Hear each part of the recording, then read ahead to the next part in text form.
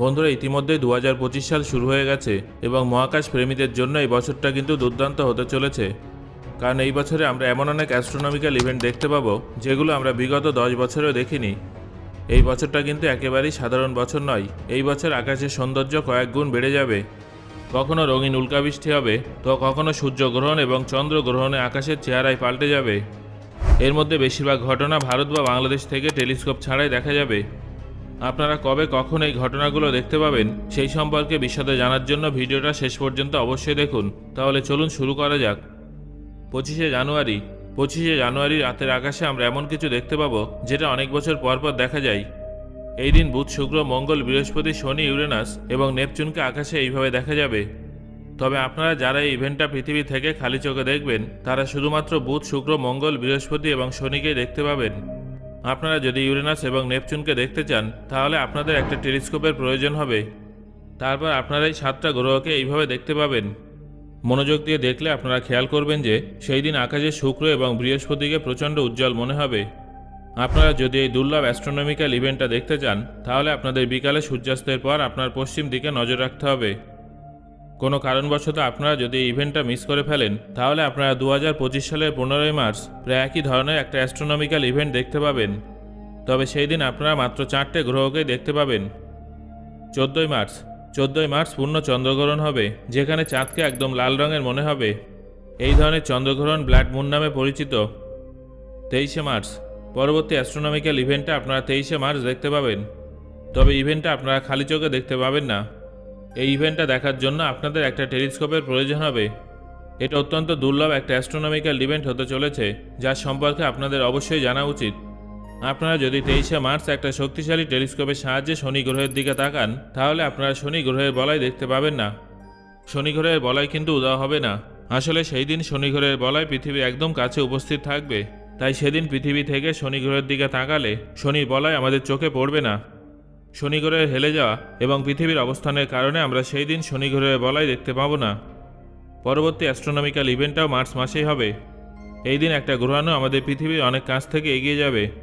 2025 BX1 নামের এই গ্রহাণুটা March মাসে আমাদের পৃথিবীর থেকে মাত্র 4 মিলিয়ন কিলোমিটার দূর থেকে এগিয়ে যাবে। তবে ভয়ের কোনো কারণ নেই, কারণ আমাদের পৃথিবীর সঙ্গে এই গ্রহাণুর সংঘর্ষের সম্ভাবনা 0%। অনুমান করা হচ্ছে যে এই ঘটনাটা মার্চ মাসেই ঘটবে। তবে গ্রহাণুটা আকারের দিক থেকে অনেক ছোট, যার ফলে আকাশে দেখতে পাওয়া প্রায় অসম্ভব। 29শে মার্চ আংশিক সূর্যগ্রহণ হবে, যেখানে সূর্যের কিছু অংশ চাঁদের পিছনে ঢাকা থাকবে। 15 থেকে 29শে এপ্রিল বন্ধুরা, পরবর্তী অ্যাস্ট্রোনমিক্যাল ইভেন্ট হলো একটা সুন্দর উল্কাবৃষ্টি। এই উল্কাবৃষ্টির বিশেষত্ব হলো এই ঘটনাটা আমরা ভারত বা বাংলাদেশ থেকেও দেখতে পারবো। তবে তার জন্য পরিষ্কার এবং অন্ধকার আকাশের প্রয়োজন হবে। এই ইভেন্টটা 15 থেকে 29শে এপ্রিলের মধ্যে হবে। তবে 22 থেকে 23শে এপ্রিলের মধ্যে উল্কাবৃষ্টি তার চূড়ান্ত পর্যায়ে থাকবে এবং সেই সময় আপনারা আকাশের দিকে তাকালে অপূর্ব সুন্দর দৃশ্য উপভোগ করতে পারবেন। তাই 22 এবং 23শে এপ্রিল আপনারা উত্তর দিকের আকাশ দেখতে ভুলবেন না। অনুমান অনুযায়ী ওই দিন আমরা আকাশে প্রত্যেক ঘন্টায় 100টার বেশি উল্কা দেখতে পাবো। আপনারা যদি এই ইভেন্টটা মিস করে ফেলেন তাহলে পুনরায় ইভেন্টটা আবার 2042 সালে দেখতে পাবেন। যদিও এর মাঝে ছোটোখাটো কিছু উল্কা বৃষ্টি আপনারা দেখতে পাবেন, তবে সেইগুলো ইভেন্টটার মতো এত স্পেশাল হবে না। 6 এবং 7ই মে এই 2 দিন অ্যাকোয়ারিডস মিটিওর শাওয়ার হবে। 31শে মে পরবর্তী অ্যাস্ট্রোনমিক্যাল ইভেন্টে 31শে মে সকালে দেখা যাবে। সেই দিন যদি আকাশের পশ্চিম দিকে তাকান তাহলে আপনারা শুক্র গ্রহকে দেখতে পাবেন। তবে ইন্টারেস্টিং বিষয়টা হলো ওই দিন সকালেও আপনারা শুক্র গ্রহকে এত উজ্জ্বল অবস্থায় দেখবেন যে যেমনটা রাতের আকাশেও দেখা যায় না। সারা বছরের মধ্যে সেই দিন শুক্র গ্রহকে সবথেকে উজ্জ্বল অবস্থায় দেখা যাবে। জুলাই মাস এই মাসে একটা শক্তিশালী সৌরঝড় আমাদের পৃথিবীর সঙ্গে ধাক্কা খাবে। যদিও এর আগে অনেক সৌরঝড় আমাদের পৃথিবীর সঙ্গে ধাক্কা খেয়েছে, কিন্তু সেই সব সৌরঝড় খুব বেশি প্রভাবশালী ছিল না। আসলে এই ধরনের ছোটোখাটো সৌরঝড়কে আমাদের পৃথিবীর ম্যাগনেটিক ফিল্ড সামলে নেয়।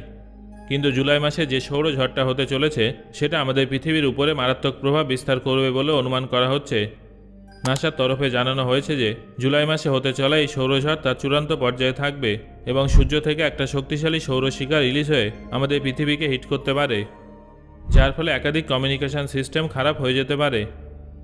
আপনারা যদি ভেবে থাকেন যে এই সৌরঝড় আমাদের পৃথিবীর সঙ্গে ধাক্কা খেলে আমাদের পৃথিবী তছনছ হয়ে যাবে, তাহলে কিন্তু আপনারা ভুল ভাবছেন।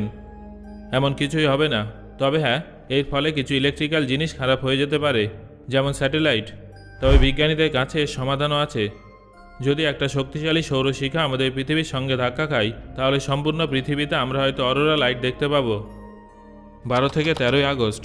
12 এবং 13 আগস্ট পার্সিড মিটিয়র শাওয়ার বা উল্কাবৃষ্টি দেখা যাবে, যেখানে রাতের আকাশে অত্যন্ত উজ্জ্বল এবং রঙিন উল্কাবৃষ্টি দেখা যাবে। 7 এবং 8ই সেপ্টেম্বর। পরবর্তী অ্যাস্ট্রোনমিক্যাল ইভেন্টটা 7 অথবা 8ই সেপ্টেম্বর দেখা যাবে। এই দিন পূর্ণ চন্দ্রগ্রহণ হবে। আপনারা যারা জানেন না যে পূর্ণ চন্দ্রগ্রহণ কিভাবে হয়, তাদের জানিয়ে রাখি যে পৃথিবীর ছায়ার কারণে যখন সূর্যের আলো চাঁদে পৌঁছতে পারে না, তখন চন্দ্রগ্রহণ হয়। পৃথিবীর বায়ুমণ্ডলের কারণে সেই সময় চাঁদের রং লাল মনে হয়। এটা তো আপনারা নিশ্চয়ই জানেন যে সূর্যের আলোর কারণে রামধনু তৈরি হয় এবং এতে 7টা রং উপস্থিত থাকে। যখন সূর্যের আলো পৃথিবীর বায়ুমণ্ডল হয়ে এগিয়ে যাবে, তখন লাল রং ছাড়া সমস্ত রং ছড়িয়ে পড়বে। লাল রং অপরিবর্তিত থেকে চাঁদের পৃষ্ঠে পড়বে, যার ফলে পূর্ণ চন্দ্রগ্রহণের সময় চাঁদকে লাল রঙের মনে হয়। এই ইভেন্টটা ভারত এবং বাংলাদেশ সহ আরও অনেক দেশে দেখা যাবে। 7 অথবা 8ই সেপ্টেম্বর বিকেল 5টা থেকে 7টা পর্যন্ত আকাশে লাল রঙের চাঁদ দেখা যাবে। যদি আপনার শহরে খুব বেশি দূষণ না থাকে এবং সেখানকার আকাশ পরিষ্কার থাকে, তাহলে আপনারা এই দৃশ্যটা উপভোগ করতে পারবেন। 21শে সেপ্টেম্বর। 21শে সেপ্টেম্বর পুনরায় আংশিক সূর্যগ্রহণ হবে, যেটা নির্দিষ্ট কিছু এলাকা থেকেই দেখা যাবে। এই দিন শনি গ্রহ পৃথিবীর সবথেকে কাছে অবস্থান করবে, যার ফলে রাতের বেলায় বেশ কিছু জায়গা থেকে শনি গ্রহের বলয় দেখা যাবে। 7ই অক্টোবর। 7ই অক্টোবর ড্রাকনিডস মিটিয়র শাওয়ার হবে। 21 থেকে 22শে অক্টোবর। 21 থেকে 22শে অক্টোবর অরিয়নিড মিটিয়র শাওয়ার দেখা যাবে। 17ই নভেম্বর। পরবর্তী অ্যাস্ট্রোনমিক্যাল ইভেন্টটা হলো লিওনিড মিটিয়র শাওয়ার, যেটা আপনারা 17ই নভেম্বর দেখতে পাবেন। এই উল্কা বৃষ্টিটা প্রত্যেক বছর নভেম্বর মাসে দেখা যায়। তবে 2025 সালের এই উল্কা বৃষ্টিটা একটু স্পেশাল হবে, কারণ সেই দিন আকাশে চাঁদের আলো অনেক কম থাকবে, যার ফলে অন্ধকার অনেক বেশি হবে। আশা করা হচ্ছে যে সেই দিন আমরা প্রত্যেকে ঘন্টায় 20 থেকে 30টা উল্কা আকাশে দেখতে পাবো।